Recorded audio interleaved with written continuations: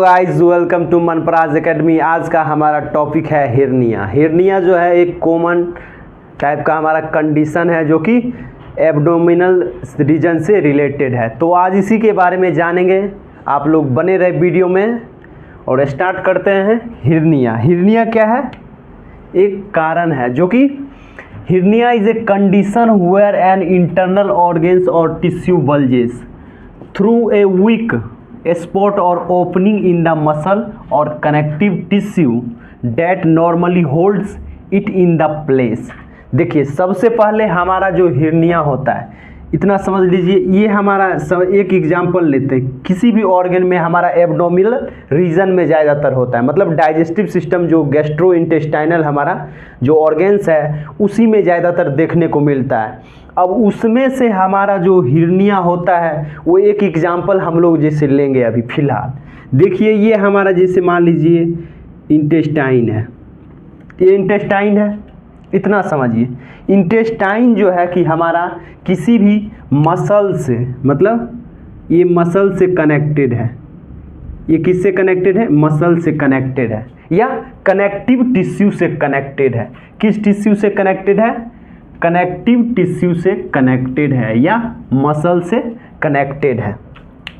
Intestine देखिए, अंदर में हमारा इंटेस्टाइन है, हमारा आंत जो है वो इंटेस्टाइन अंदर में, तो उसको भी तो चाहिए वो एब्डोमिनल जो वाल होता है, एब्डोमिनल वाल से वो कनेक्टेड रहता है, मतलब उसको इंटेस्टाइन को भी पकड़ के वो कनेक्टेड रहता है। ये हमारा मान लीजिए इंटेस्टाइन का पाइप है, वो पाइप लाइक स्ट्रक्चर होता है, तो ये हमारा पाइप है। तो एक वो वाल में चिपका रहेगा, वो इंटेस्टाइन के वाल में चिपका रहेगा। ये पाइप जो हमारा इंटेस्टाइन है वाल में चिपका रहेगा। अब देखिए होता क्या है, हमारा मसल्स, ये हमारा जो मसल्स है कनेक्टिव टिश्यू के द्वारा ये कनेक्टेड रहता है ज्वाइंट। ये हमारा मान लीजिए एब्डोमिनल पाइप है, एब्डोमिनल मतलब कि हमारा समझ लीजिए इंटेस्टाइन का पार्ट है।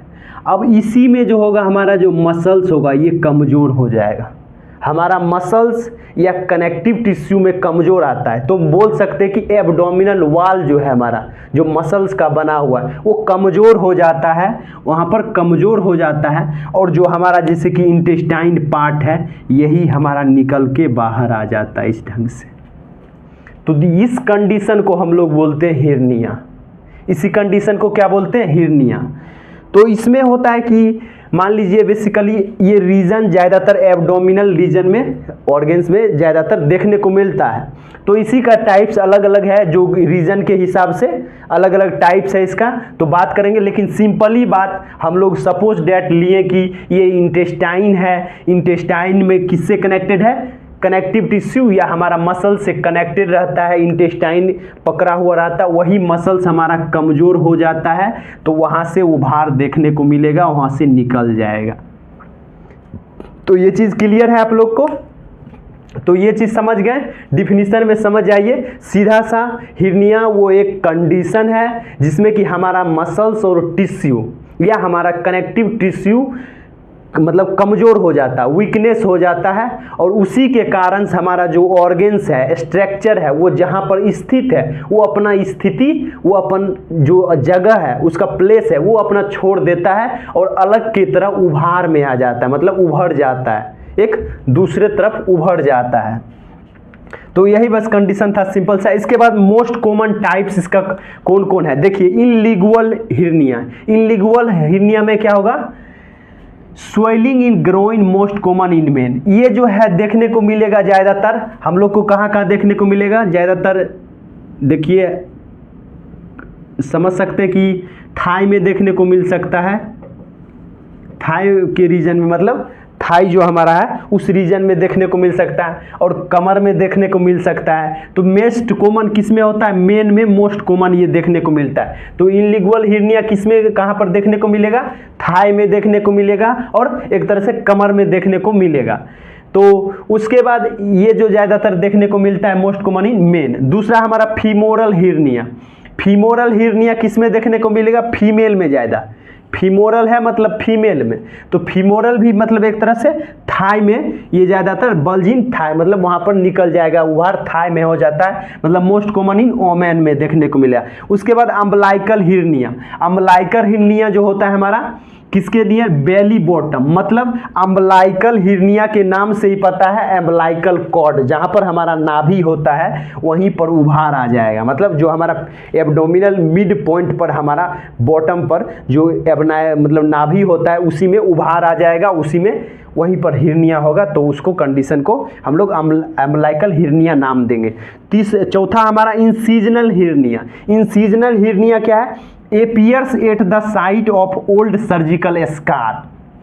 किसी भी एब्डोमिनल पार्ट्स में कहीं भी कट लगा या सर्जरी हुआ वहाँ पर, और उस पे जो स्कार्स है, वो जो चिन्ह है, पहला हमारा चिन्ह जो था, हमारा जो पहला चिन्ह है वहीं पर उभार आ जाएगा, वहीं पे निकल जाएगा हमारा हिरनिया फॉर्मेशन। मतलब हिरनिया वहाँ पर देखने को मिल सकता है, वो कमज़ोर हो जाएगा वहाँ का मतलब मसल्स, और हिरनिया वहाँ पर देखने को मिलेगा। तो उसको क्या बोलेंगे, इंसीजनल हिरनिया या सर्जिकल हिरनिया। इसका दूसरा नाम हम लोग लिख सकते हैं सर्जिकल हिरनिया भी, surgical hernia.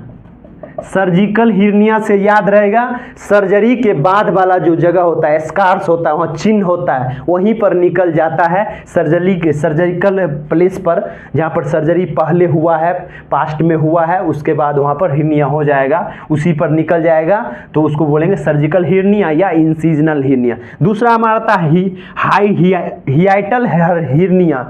Hiatal hernia part of stomach and oesophagus. मतलब समझिए, देखिए हियाइटल हिरनिया जो हमारा है कहाँ होगा, हियाइटल हिरनिया जो ये हमारा मान लीजिए इसोफेगस है, ये हमारा इसोफेगस है, और ये हमारा स्टोमक है,